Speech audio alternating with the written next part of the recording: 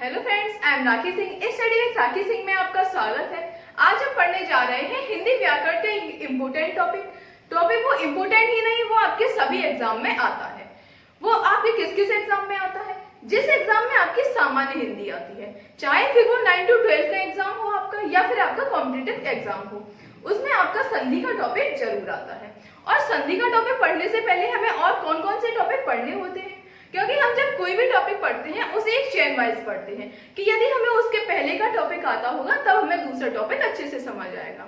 अब जैसे संधि है, संधि को समझने के लिए सबसे पहले हमें वर्णमाला को जानना जरूरी होता है कि वर्णमाला की जो मात्राएं होती है उनका हमारा क्या अर्थ होता है और किस तरीके से मात्राएं वर्णों पर लगाई जाती हैं। यानी कि हमें सबसे पहले वर्णमाला टॉपिक पढ़ना होता है।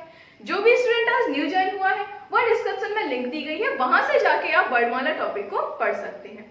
और साथ ही हमें वर्ण संक्षेपण और वर्ण विक्षेपण का भी ज्ञान होना जरूरी होता है कि इस तरीके से दो वर्ण मिलते हैं, किस तरीके से दो वर्ण अलग होते हैं।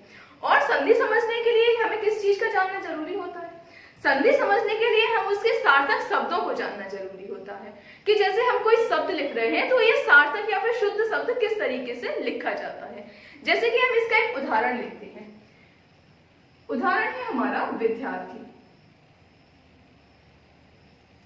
अब जब इसका हम संधि विच्छेद करते हैं तो मालूम है कि संधि विच्छेद करने पर हमारे दो शब्द आते हैं। एक हमारा पूर्व शब्द होता है, एक हमारा उत्तर शब्द होता है, यानी कि प्रथम शब्द और द्वितीय शब्द। अब इसका हम संधि विच्छेद यदि करते हैं तो विद्या तो हमें सार्थक शब्द समझ में आ रहा है। अगला सार्थक शब्द क्या होगा? यदि हमें समझ में नहीं आता है तो हम रथी लिख देते हैं। इस तरीके से यदि हम लिख देते हैं तो हमारा क्वेश्चन गलत हो जाता है, क्योंकि इसका सार्थक शब्द रथी ना होकर हमारा अर्थी होता है। क्लियर है? इसलिए यदि हम रथी लिखते हैं तो गलत होता है। इसी तरीके से हम यदि विद्या प्लस अर्थी लिखते हैं तो यह संधि हमारी सही होती है। इस तरीके से हमें सार्थक शब्दों का भी ज्ञान होना चाहिए कि सार्थक शब्द हमारे क्या होते हैं। जैसे एक और उदाहरण लेते हैं।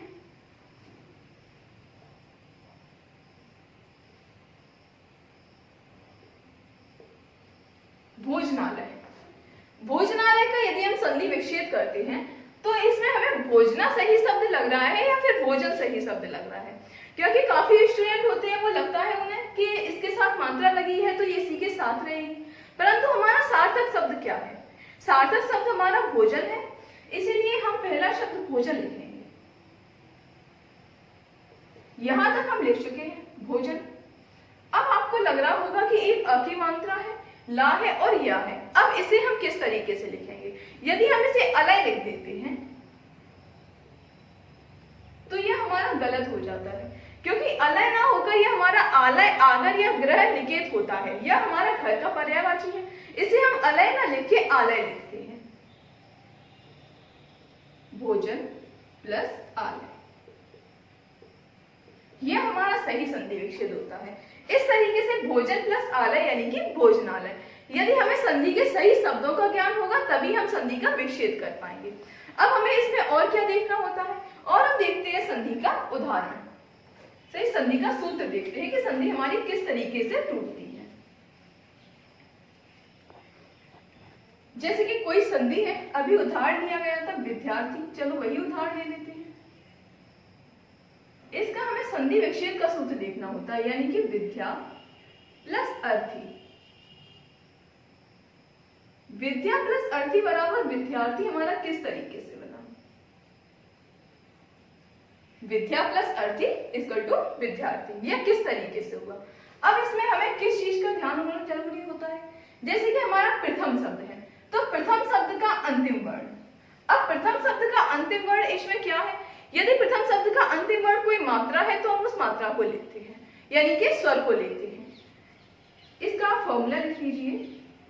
प्रथम शब्द का अंतिम वर्ण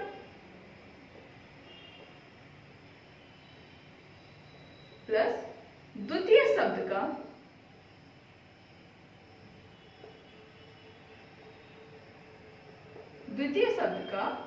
प्रथम वर्ण। और वर्ण क्या होते हैं? जो वर्णमाला के अंतर्गत आते हैं हमारे, जैसे कि क, ख, ग, ये हमारे वर्ण होते हैं। प्रथम शब्द का अंतिम वर्ण, यानी कि इसमें क्या आएगा? आ जाएगा, बड़ा आ। विद्या यानी कि बड़ा आ जाएगा। प्लस द्वितीय शब्द का प्रथम वर्ण। द्वितीय शब्द का प्रथम वर्ण क्या है? छोटा आ। अब इन दोनों के मेल से जो विकार उत्पन्न होगा वही हमारी संधि होगी। उसके अलावा जो भी आपके वर्ण मिलते हैं उन्हें आप वैसे का वैसा जोड़ सकते हैं। जैसे कि विद्या यानी कि विद प्लस आ, विद्या, और प्लस रथी, और प्लस रथी, यानी कि छोटा और बड़ा आ मिलके हमारा क्या होता है? छोटा और बड़ा आ मिलके हमारा बड़ा आ बनता है। यानी कि इन दोनों को मिला के हमारा ये बना। अब इसे हम संधि के रूप में किस तरीके से लिखेंगे? देखो ये बड़ा आ है, अब इसकी मात्रा हमारी इस पर जाएगी और बड़े आ की खड़ी पाई होती है विद, यानी कि इस पे मात्रा आ जाएगी विद्या। अब हमारा जो शब्द बचा हुआ था इसे लिख दीजिए। इस तरीके से हमारी संधि हो गई और हमारा आंसर निकल आया विद्यार्थी। ये चीज आपको समझ आई होगी कि संधि में शब्दों को हम यानी कि वर्णों को हम किस तरीके से जोड़ते हैं और किस तरीके से तोड़ते हैं। अब आती है संधि की बात, जो आपका मेन टॉपिक है। जैसे कि संधि हम पढ़ते हैं तो संधि में सबसे पहले हमें क्या पढ़ना होता है? सबसे पहले हमें इसका अर्थ जानना जरूरी होता है, फिर उसकी हम परिभाषा समझते हैं। संधि का अर्थ क्या होता है? संधि का अर्थ होता है मेल या फिर जोड़। तो संधि का सार्थक अर्थ होता है मेल। अब इसकी परिभाषा क्या होती है? दो वर्णों के मेल को संधि कहते हैं। ये आपने कई बार पढ़ा होगा, पर इसकी परिभाषा में थोड़ा सुधार करके हम इस तरीके से पढ़ते हैं कि दो वर्णों के मेल से जो विकार उत्पन्न होता है या फिर जो परिवर्तन होता है उसे हम संधि कहते हैं। जो विकार उत्पन्न होता है यानी कि विकार यानी कि उसमें कुछ परिवर्तन होता है वर्णों में, उसे हम संधि कहते हैं। इसे आप नोट डाउन कर लीजिए। अब हमने कहा था कि दो वर्णों के मेल को संधि कहते हैं। ये आपकी परिभाषा थोड़ी सी गलत हो जाती है कई जगह, क्योंकि आपके दो शब्द आते हैं। एक आता है संधि, एक आता है संयोग। संधि और संयोग, जहां दो वर्णों के मेल से विकार उत्पन्न होगा वहां आपकी संधि होगी। क्लियर है? जैसे कि अभी उदाहरण बताया हुआ था कि विद्या उसमें आ था, उसमें भी आ था, उनसे जो मिला वो यानी कि बड़ा आ हुआ, यानी कि कोई ना कोई परिवर्तन हुआ। इस तरीके से हमारा संधि बनता है। संयोग क्या होता है? जब दो वर्ण जैसे के तैसे मिल जाते हैं तो उसे हम संधि न कहकर उसे हम संयोग कहते हैं। अब इसका उदाहरण क्या होता है? जैसे कि हम उदाहरण लेते हैं जल प्लस ज, जल प्लस ज। जल प्लस ज को हम सही सार्थक शब्द में क्या लिखेंगे? इसे हम लिखेंगे जलज। जलज किसका पर्यायवाची होता है? ये होता है हमारा कमल का पर्यायवाची, यानी कि जल में जन्मा हुआ है जो, यानी कि कमल। इस तरीके से हमने देखा, सीधा हमने सार्थक शब्द जल भी लिख दिया और हमने ज भी लिख दिया। ये हमारा संधि न होकर एक तरीके से संयोग होता है। क्लियर है? इस तरीके से हमने संधि और संयोग के बारे में भी समझ लिया, क्योंकि काफी जगह उदाहरण एग्जाम्पल आ जाता है आपका कि दो वर्णों के मेल को संधि कहते हैं या फिर दो वर्णों के मेल से उत्पन्न होने वाले विकार को संधि कहते हैं। तो दो वर्णों के मेल से जो विकार उत्पन्न होता है उसे हम संधि कहते हैं। यह आप परिभाषा नोट डाउन कर लीजिए। अब आता है संधि के भेद कितने होते हैं। संधि के आपके तीन भेद होते हैं जो कि आपने कई बार पढ़े होंगे। एक आता है आपका स्वर संधि, एक व्यंजन संधि और एक विसर्ग संधि। अब ये स्वर, व्यंजन और विसर्ग ही क्यों होते हैं ये भी हम देखते हैं। जैसे कि हमने वर्णमाला टॉपिक पढ़ा है, तो वर्णमाला टॉपिक को हमने किस आधार पर पढ़ा है? वर्णमाला में वर्णों को या तो हम स्वर के अंतर्गत पढ़ते हैं या हम व्यंजन के अंतर्गत पढ़ते हैं या फिर उसे हम विसर्ग के रूप में पढ़ते हैं। इसी तरीके से हमारी संधि भी या तो स्वर संधि होगी, क्योंकि स्वरों का स्वर से मेल होगा तो स्वर संधि होगी। यदि हमारा व्यंजन आ जाता है उसमें तो व्यंजन संधि होगी। यदि स्वर और व्यंजन में से कुछ नहीं आता है और वह विसर्ग के रूप में होता है तो हमारी विसर्ग संधि होती है। अब इस संधि में स्वर का होना क्यों जरूरी होता है? जैसे हमारी स्वर संधि है तो स्वर संधि में जो प्रथम शब्द का अंतिम वर्ण है, प्रथम शब्द का अंतिम वर्ण प्लस द्वितीय शब्द का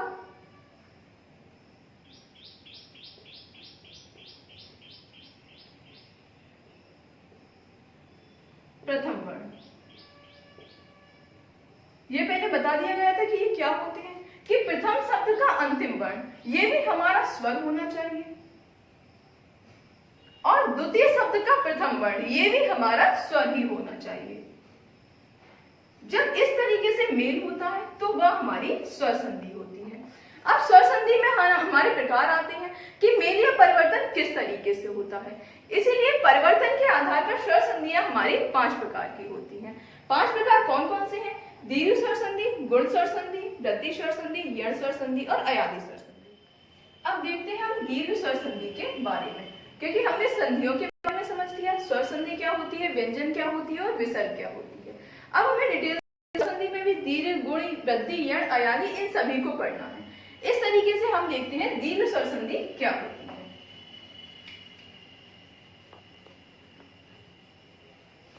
जैसा कि बोला गया था, यदि स्वर संधि है तो यानी कि स्वरों का ही मेल होगा। स्वरों में भी फिर अलग अलग तरीके से परिवर्तन होता है। उस आधार में पहले हम देखेंगे दीर्घ स्वर संधि।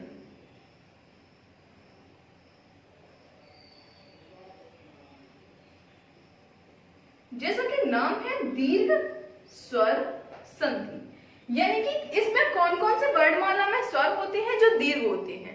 दीर्घ के अंतर्गत हमारे आ जाते हैं बड़ा आ, बड़ी ई, बड़ा ऊ। पर ऐसे सजातीय स्वर बताइए जो दीर्घ होते हैं, क्योंकि इसके अलावा भी हमारे ए, आई, ओ, औ ये भी हमारे दीर्घ होते हैं, परंतु सजातीय स्वर हमारे सिर्फ 3 ही होते हैं जो दीर्घ होते हैं। अब सजातीय स्वर क्या होता है? जो एक ही जाति के हो, यानी कि छोटा आ, बड़ा आ, छोटी ई, बड़ी ई, छोटा ऊ, बड़ा ऊ, यानी कि ये हमारे सजातीय स्वर है जो दीर्घ के अंतर्गत आते हैं। इन्हीं से हमारी दीर्घ स्वर संधि की परिभाषा बनती है। अब इस आप परिभाषा को नोट डाउन करते जाइए।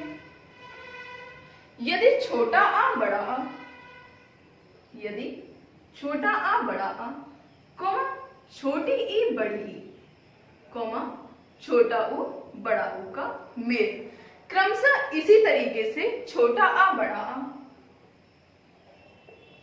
बड़ा आ, कोमा छोटी ई बड़ी ई, कोमा छोटा ऊ बड़ा ऊ से होता है। तो फिर क्या होता है कि यदि छोटा आ बड़ा आ का मेल छोटा आ बड़ा आ से हो रहा है, क्रमशः का मतलब है इसका इससे मेल हो रहा है, इसका इससे मेल हो रहा है और इसका इससे मेल हो रहा है, तो हमेशा हमें इसका बड़ा रूप प्राप्त होता है। यानी कि इसे हम सही अर्थों में लिख सकते हैं छोटा आ बड़ा आ प्लस बड़ा आ छोटा आ।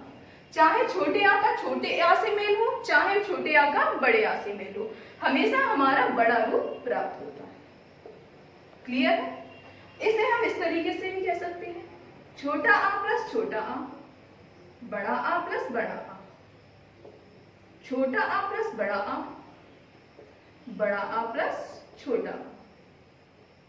इसमें सभी में हमारा क्या मिलेगा?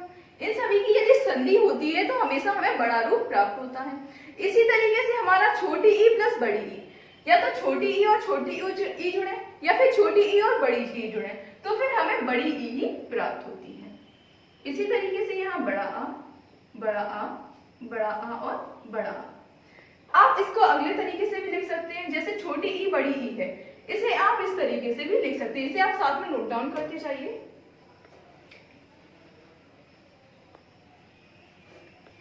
अब आता है ई का रूप, जैसे छोटी ई और बड़ी ई का मेल चाहे छोटी ई से हो चाहे बड़ी ई से हो, इसमें हमेशा हमारा बड़ी ई का रूप ही मिलता है। इसी तरीके से ऊ आता है, या तो छोटा ऊ हो चाहे बड़ा ऊ हो, इसी का मेल यदि छोटे ऊ या बड़े ऊ से होता है तो हमेशा हमें इसका बड़ा रूप ही प्राप्त होता है। यानी कि आपको सिर्फ ये याद रखना है कि दीर्घ स्वर संधि में या तो बड़ा आ आएगा या बड़ी ई आएगी या बड़ा ऊ आएगा। बड़ा आ, बड़ी ई या बड़ा ऊ आता है तो हमारी दीर्घ स्वर संधि होती है। अब इसके कुछ उदाहरण देख लेते हैं।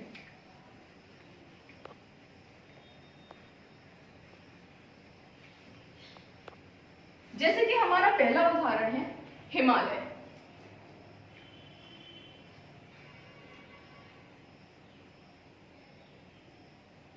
हिमालय, पहले तो हमें इसका सार्थक शब्द समझ में आना चाहिए। अब सार्थक शब्द इसमें क्या क्या होगा? सार्थक शब्द होगा एक तो हिम, एक होगा आलय। हिम प्लस आलय। यदि हमारा क्वेश्चन दिया है हिम प्लस आलय में कौन सी संधि है, तो हिम में हमारा कौन सा वर्ण आ रहा है? प्रथम शब्द का अंतिम वर्ण क्या है? अंतिम वर्ण हमारा माँ नहीं है, माँ के बाद आ भी आता है, क्योंकि हमने वर्ण विक्षेपण पढ़ा हुआ था कि आधा माँ प्लस आ आता है। आधा माँ से पहले क्या है, हा प्लस छोटी की मात्रा, हिम आ हो चुका प्लस द्वितीय शब्द का प्रथम वर्ण यानी कि बड़ा आ प्लस लय। इस तरीके से हमें ये वर्ड मिल गया। संधि हुई छोटे आ और बड़े आ के बीच। छोटे आ और बड़े आ के बीच यदि संधि होती है तो हमें कौन सा रूप प्राप्त होता है, हमें बड़ा आ प्राप्त होता है। अब इसे हम संधि के रूप में लिख लेते हैं। संधि के रूप में किस तरीके से लिखेंगे, जब बड़ा आ है तो बड़े आ की मात्रा हमारे माँ पे आ जाएगी, यानी कि हिमा प्लस लय। इस तरीके से हमारी दीर्घ स्वर संधि हो जाती है, क्योंकि दीर्घ स्वर संधि की पहचान ही है या तो संधि होने पर बड़ा आ आए या बड़ी ई आए या बड़ा ऊ आए। क्लियर है। इसका यदि हम दूसरा उदाहरण समझते हैं,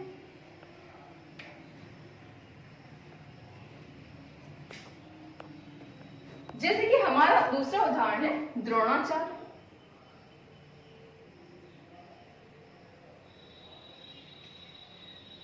भानुदय,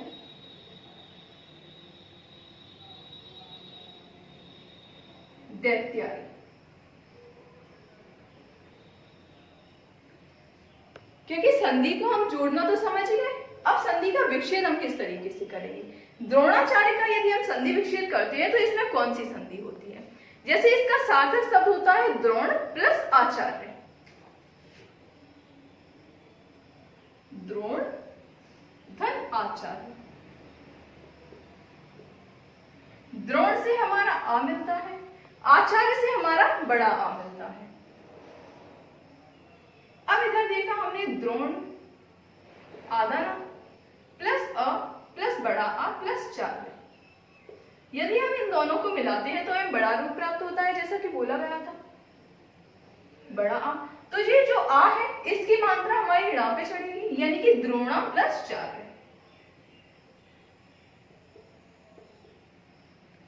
आपको संधि जोड़ना अच्छे से आ गया होगा कि आपने देखा कि और भी संधि, जैसे आपकी हिमालय है, द्रोणाचार्य है, अब आता है भानुदय। भानुदय का हमें सही शब्द समझ में आ रहा होगा तो हम उसका संधि या संधि विच्छेद कर सकते हैं। जैसे कि भानुदय है, भानुदय को हम किन शब्दों में तोड़ेंगे, भानु प्लस उदय, भानु प्लस उदय। यहां से बड़ा उ, यहां से छोटा उ, यानी कि हमें बड़ा रूप प्राप्त होगा, यानी कि हमारा बड़ा उ आ जाएगा इसमें संधि का परिवर्तन होने पर। तो भानु प्लस छोटा उ और बड़ा उ मिलके हमारा बड़ा उ हो जाएगा, तो भानु प्लस दय यानी कि भानुदय। क्लियर। अब आता है दैत्यारी। दैत्यारी का उदाहरण और समझते हैं, जैसे कि दैत्यारी है, दैत्यारी का हम संधि विच्छेद करेंगे तो दैत्य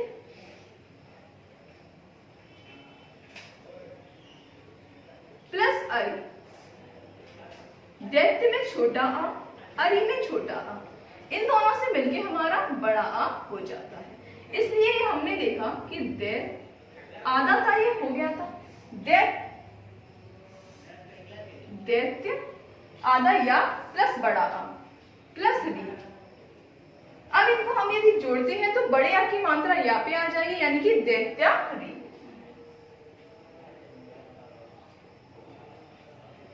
इस तरीके से हमने वृद्धि स्वर संधि के बारे दीर्घ स्वर संधि के बारे में अच्छे से समझ लिया।